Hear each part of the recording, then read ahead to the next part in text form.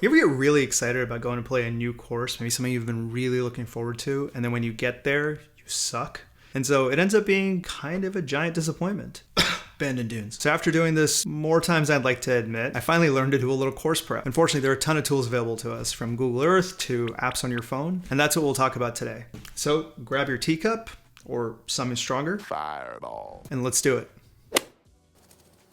Hi, I'm Manu. Welcome to the channel. So along with playing a new course you've never seen before, the other place course prep can be really useful is, say, if you're playing a tournament. And that's really actually where I got the idea for this video, because I played a tournament yesterday and it was a new course I hadn't seen before. If I hadn't had a plan put together, things would have gone worse than they did. With this course plan and with my how to rescue your round plan, I was able to turn what could have been a really terrible round into a pretty rough start and then a fantastic rest of the round on a really rough day. So I'm pretty happy about that. What I've noticed is a lot of times people I play with ask me about what the right line is on a hole, often at a course that I don't know well or I haven't played before. And that really kind of strikes me as a little weird, because surely if you're playing a tournament, at least have some idea of it. There's so many apps and other things available today. You can do a little bit of that prep yourself. For a lot of folks, they kind of just show up and hit. And that's not super duper useful. If you look at the pros, they have a solid idea of what the course looks like and a plan for what they're going to do on every single shot. Given that most of us don't have pro swings, a little course planning will probably make an even bigger impact on our scores. So let's get to it. Okay, onto the course prep. Now there's lots of ways to do this. There's yardage books you can buy from the pro shop. If you decide to do that, I would suggest not doing it 5 minutes before you're around. If you get there a little bit earlier, just give yourself like 10 minutes to familiarize yourselves with them. You don't need the Strack-Align ones, the ones that have all like the green contours and stuff. Those are usually like $100. They're quite a lot more. Personally, maybe you need them. No judgment if you do or don't. Personally, I don't use those a lot because I don't need super detailed green reading books, and I don't know how to read them, to be honest, beyond like what the main colors are. I know green's good and red's not so good. The other way to do it is the way I do it for most major tournaments I play in is I have a subscription to Decade Golf, and so they have a feature where you can print out yardage books for the course. These are pretty plain yardage books and you have to mark them up yourself. So for example, here's one I marked up for a tournament I played recently. For tournaments like these, I will go play a practice round before, and I'll figure out what needs to happen where. I have like an idea of what I want to hit off every tee box, and then additional things. A really easy way to do this is to use an app on your phone. I like using the Grint. If I'm really pressed for time, I'll spend 5 minutes just on the Grint getting an idea of what's happening with the course or what's happening on the course beforehand. But tonight we have some time, so let's walk through the slightly more detailed way to do it, which I really like because it gives you a much better idea of the course that you're about to play. So today we're going to use a couple of tools that are free, mostly Google Earth, which I really like, but we also need something to give us an idea of what the layout is and which hole is where. And so for that we can use either Bluegolf or also just the Grint, for example, has some good resources. What I'm going to do usually is take these notes and put them into my Grint app. There's a little section on the left that allows you to enter notes for each hole. They're private, you don't have to share them with the world, or you can make them public and share them if you want. And so I'll do that afterwards. But for right now, while I'm doing the research, I just created a Google Sheet.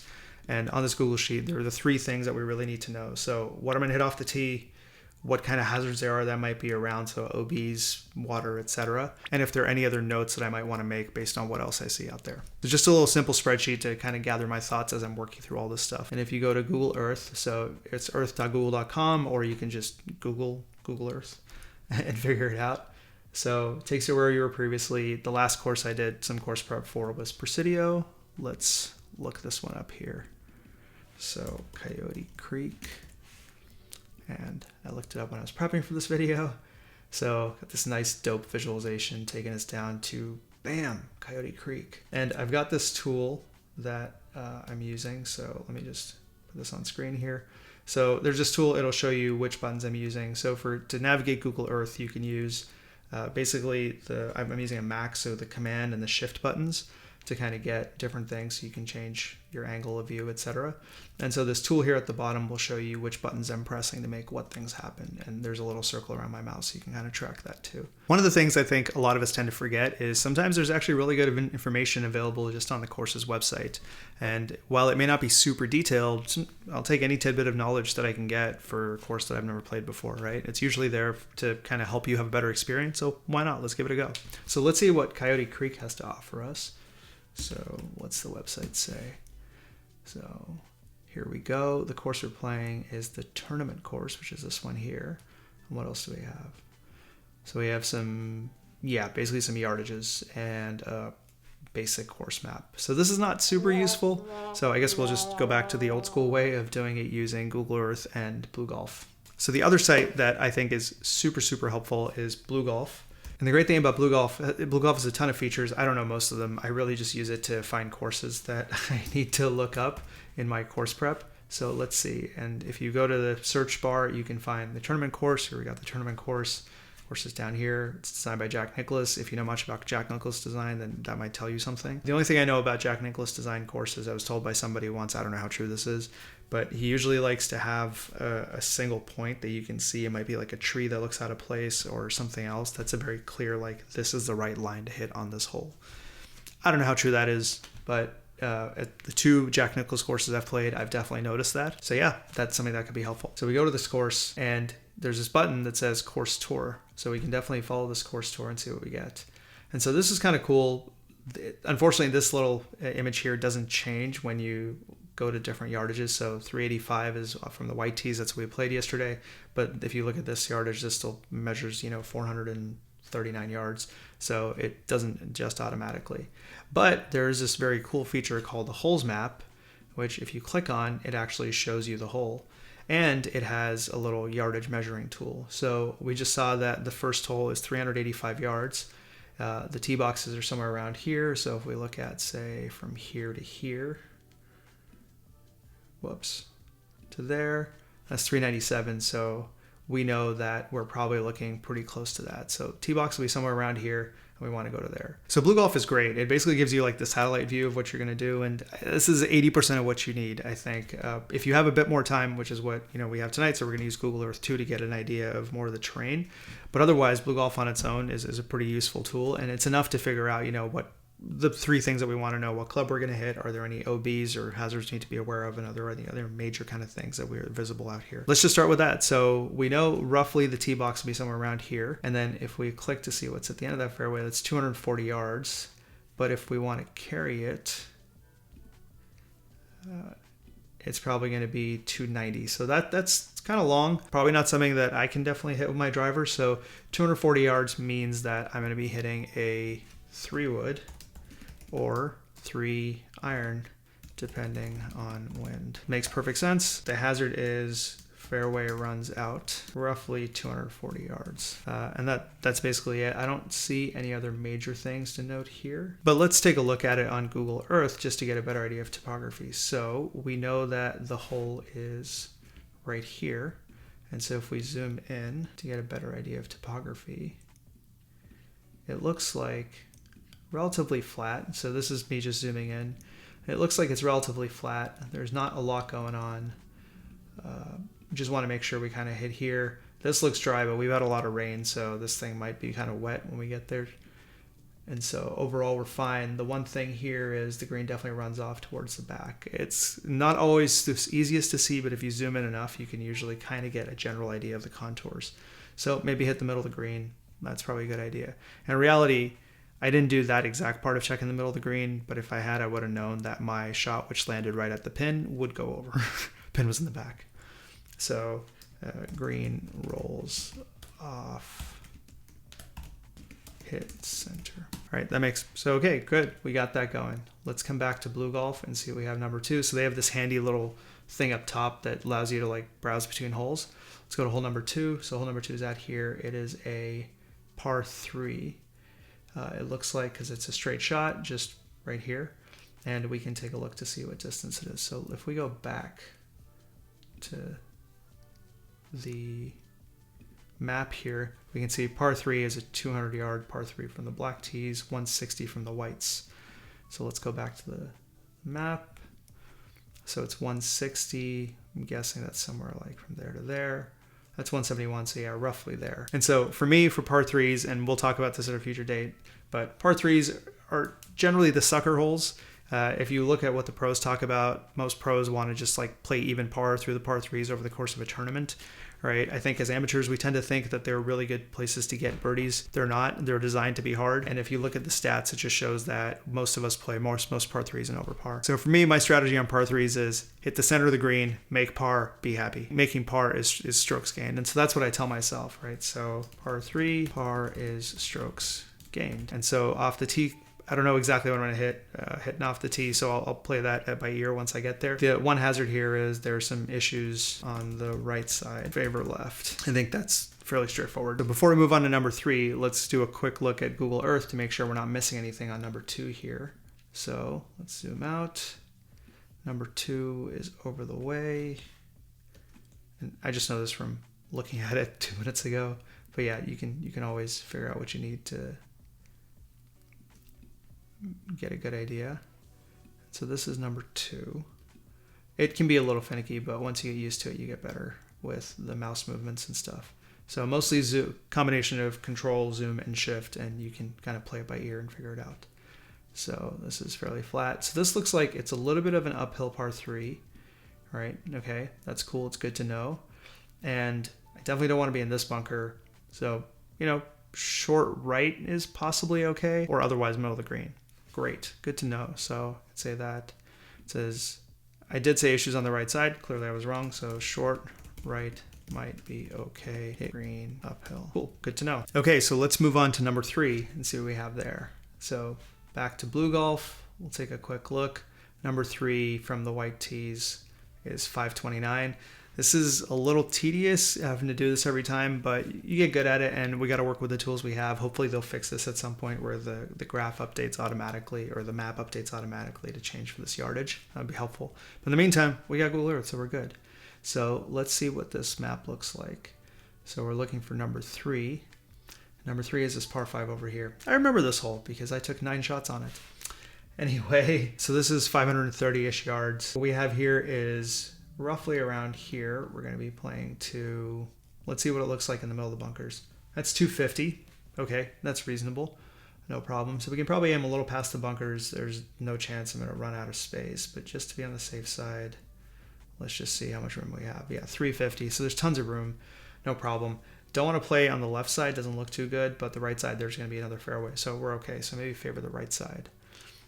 Let's see what Google Earth. Come back to number 3. So it looks like it's a little bit. Oh, that's cool. I don't know if you haven't seen this feature before. That's very handy. You can go up and down. That was with the shift button, and then 2 fingers up and 2 fingers down on my scroll. So scroll up or scroll down. Very handy. Learn new things every day. So here we go. And this looks like might be a little bit uphill, yeah, as we come through the fairway. So it's going to be uphill. We're not going to run out of room. A little bit tight, this narrow bit right here, but still okay. There's plenty of room, so maybe a favor the right-hand side. Second shot is going to be tedious. I can tell you that because I had to take a bunch of them. It looks like it's pretty long, so probably, and being uphill, don't want to force it. So for me, I'm going to play third hole driver, favor right, hazards off tee, potential OB on left. On the notes front, so I don't know, it's going to be kind of long uphill, so for me that's a 3-shot hole likely. Don't force it. That's something I want to be careful of. Personally, I sometimes get into a space where I'm really trying to hit a green in 2 and it doesn't make sense, and especially if there's wind or uphill or some other things, you end up just putting yourself in some tough spots, because that's how holes are designed, right? To like penalize you if you don't actually hit the green in 2. So I like to remind myself, you can see it on some of the holes I have. So for example, this is par 5 at Harding Park, where it says 3 shots is okay. It's important, right? Just so I'm not trying to get too greedy when I'm on the course. Okay, let's keep going. Let's go back to, we're on to number 4. So number 4 is right next to it, and let's take a look to see what it is. So number 4 is 485. It's another par 5, and on the map, it is right here, and we know this one is probably downhill since number 3 is uphill, but we'll confirm that in a sec. It's 485. Let's see what it looks like. So probably that's 498. So yeah, roughly there, maybe from this tee box. And to carry the hazard is 167. So we're good. So we have lots of space. Want to get down here. Again, probably want to favor the right side because there's this potential hill on the left. And so let me double check that on Google Earth. So on Google Earth, we can actually rotate and look at this vantage point from the tee box. So from the tee box, yep, this is downhill. The whole kind of thing comes down off the side of the hill. And so we're going to be hitting probably somewhere around here, and coming down this way. So again, probably the right line is to aim center left of the fairway, or center of the fairway, because it's okay if I miss right. There's lots of space. Again, being a par 5, I do have room to hit 3 shots if needed, so that's cool. And then once you get closer to the green, it's kind of protected on the right side. So right side doesn't look very good. So favor the left side of the green. All right, good to know. So we will do same thing. Driver, favor the right side. Hazards off tee, same thing as before, potential OB on left. And the notes, front right of green is not good. Go left. Yeah. And then here we can also add in, you know, maybe 2-shot hole, right? Don't know if that's true. All right, let's come back to it and go back to number 5. So number 5 off the white tees is 137 par 3, and let's see what it looks like. So number 5. So again, fairly straightforward, 135-yard par 3. So again, coming back to my general philosophy on par 3s, hit the green, make par, be happy. And so I'm gonna just do that, but let's take a look at this. So this is number 4 that we just played. This is what number 5 looks like. So let's take a look at Google Earth and see what that looks like. So that's this hole right here. And let's see a little bit about what the terrain looks like. So the terrain looks like it might be, there's a little bit of a down and an up. And so if we get closer to the green, what we see kind of looks like if it's coming off this hill, it's probably sloping back to front. So I'd say probably just hit the center of the green. There's this tree on this right-hand side, so we'll have to see how that plays in when we get to the course, because I don't want to make any decisions here with the shadows and stuff. It's hard to tell. But we can tell, though, it's a par 3. So par 3, same thing. First of all, we're going to go with a par 3, par strokes gained. That's important. I remind myself on every hole. And here, looks uphill. Potentially maybe a little uphill. And then green slopes back to front. Okay, good to know. Hit the middle of the green, move on. Let's go to number 6. So back. Number 6 from the white tees is 397 yards. It's a par 4. So, okay, and it kind of looks like this. Let's go to the hole map. Click on number 6. Number 6 takes us, back across the way. So this is a par 4. And let's see. So 397 is what we're playing, roughly. That's 399, so it should be roughly this tee box here. And what I want to make sure, so it's 277 at the edge of this fairway. So not going too far on that. So it might make sense to hit a 3-wood, especially depending on the distance that we're going, because I don't want to mess with this in case this is a rollout or something. Sorry, especially depending on the terrain we're going, because I don't want to mess with the rollout in case it kind of rolls down and away from us. So let's check that out. So number 6 is away. So we came from... So there's number 2, 3, 4, 5, and then 6 is right next to it. Okay. So let's go to Google Earth and see what this looks like. So Google Earth. So we just played number 5. Let's look at number 6. This tells a slightly different story from what we saw there. So it looks like this whole area on the left, this, if I know anything about these areas, this is not a good place to be. This is brown stuff on the left. And so I think what makes sense is to, even though it's coming off the hill, makes sense to favor a little bit more on the right-hand side, because missing on the right seems like it'll be okay. And so it's not just a straight shot, straight over it. And that 277, yeah, it looks like that definitely runs down into this little valley. So this is where the course knowledge comes in really handy, right? Like I can tell you, because I actually played this hole and I remember this is kind of a blind tee shot. You can't really see what's happening down here. All you can see is this tree. And so it's easy to get tempted into trying to hit straight over the tree or trying to hit a little left here. So course knowledge, very useful.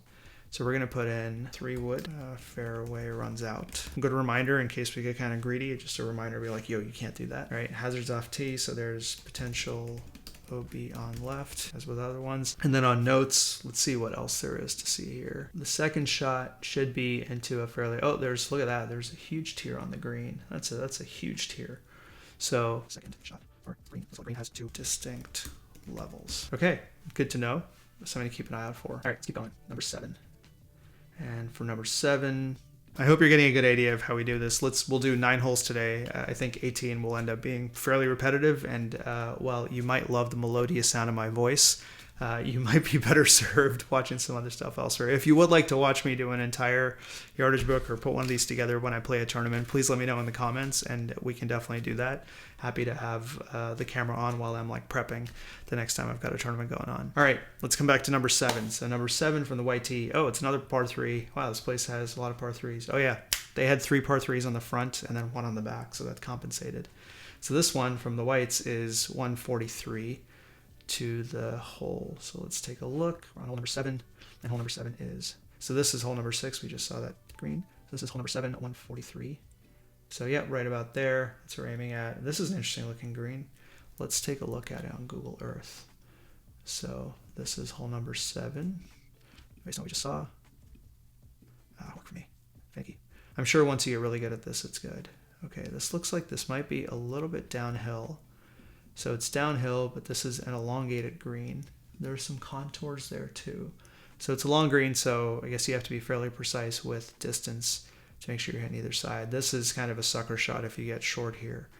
So for me, I probably want to aim center right and make sure I hit the green and a little downhill. So number 7, first of all, par 3. So par 3, par strokes gained, reminder, and then a little downhill, hit center right of green.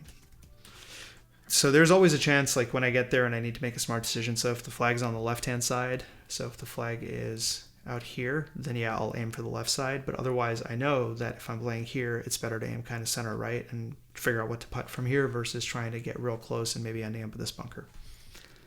Okay, let's go to number 8. So number 8 is a 340-yard par 4. Let's see what that looks like. So number 8. So we just played this green right here.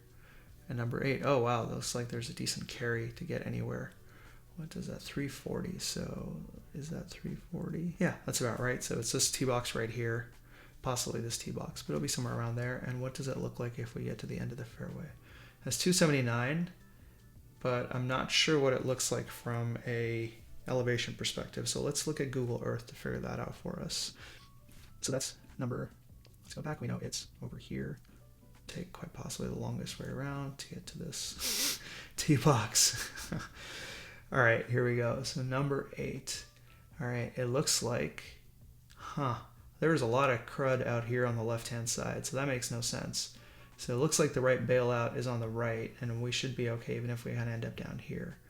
So given that 279 that runs out, and there's a lot of contours and stuff, especially this downhill, it doesn't make sense for me to hit a driver. So I'm going to hit 3 wood. So 3 wood to center right of fairway. Issues on left. Yeah, that's a good call. Hazards off the tee, potential hazard / drop on left and long. Okay, and then other notes, let's take a look to see what else we want to look at this for. So it looks like the green is fairly benign. Once you get in the fairway, the green looks like it's fairly benign. You don't want to go long, but otherwise it's looking all right. So don't go over green. Okay, cool. And then that brings us to number 9. So let's come back to Bluegolf and see what number 9 looks like. So number 9 from the white tees is 377. It's a par 4. Okay, let's take a look at what it looks like from a yardage perspective. So number 9 is right next to number 1. Okay, we came back across the road. So 377, which means, whoops, which one again? 377 is going to be probably that tee box. 389, so maybe the tee box right in front. Okay, and then from that tee box to the edge of the fairway is 276. Looks a little sketchy. So generally it would make sense not to try to hit driver here, depending on what the elevation looks like, and obviously we're going to have to figure out the wind. So let's take a look. So number 9 is back across the highway. It's right here. That one? Yeah. Okay, so this is number 9. So this hole right here is number 9. Yeah, it is number 9. I'm just looking at this. So this is one way to figure it out, figure out if that's the right hole or not. You just take a look at what's happening around the green. This one's got a set of 3 bunkers right around the green. And if I come to Google Earth, I can see that that's got the same 3 bunkers there. So it's a right spot. Okay, and so from here, if we get closer, let's see what we get as we get closer. So it looks fairly flat as we get down here. And probably going to run out of fairway, so 3 wood might be a better option unless there's a bunch of wind.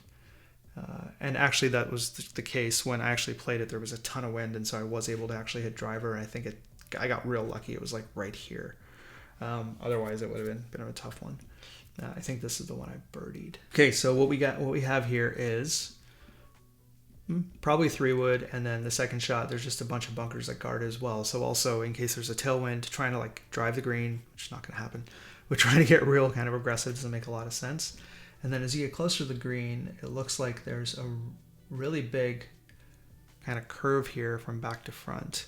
So there might be another kind of double tiered green. So let's take a look at this. So another 3-wood to center, possibly driver, if windy, right? And then we know the hazards are on the far right hand side. Generally it looks pretty good, but maybe try not to go too far right,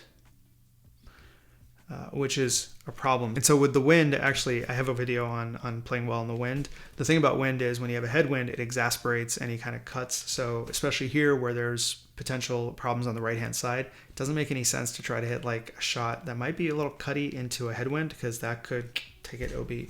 So just want to say basically for myself, just keep in mind that there's trouble on the far right. So no cuts, right? So I want to be really careful of that. Other than that, green is 2-tiered.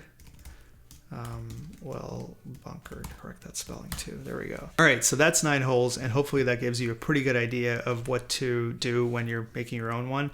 I highly suggest making one for your home course if you haven't already. I did one recently for a seminar I did for my golf club, and realized that there was the 16th hole at my local club I'd been playing incorrectly every time, and no wonder my average score on that hole was like bogey, which is freaking terrible because it's a short par 4.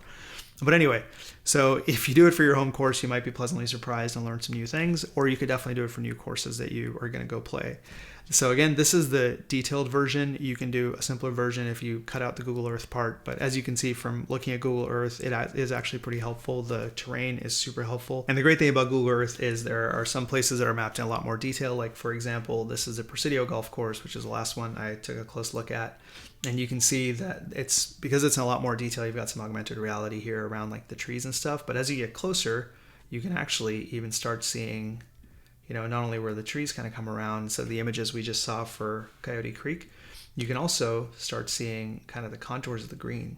And so this is pretty powerful and pretty useful. And who doesn't love some green contours? So Google Earth is great. It's very helpful. So my next steps, I'm going to take these notes, pretty simple ones, and I can either put them into my yardage book. I did actually print one out for Coyote Creek, although I didn't end up using it. What I did end up using was the notes section on my Grint app, and that was more than enough for what I needed for the day. If you'd like to learn more about how to get off the struggle bus, I've got a video about it right here. And hopefully this whole thing was helpful. I'd love to hear if you end up using any of these things, about what courses you map for yourself, what your results are. Please leave me a comment.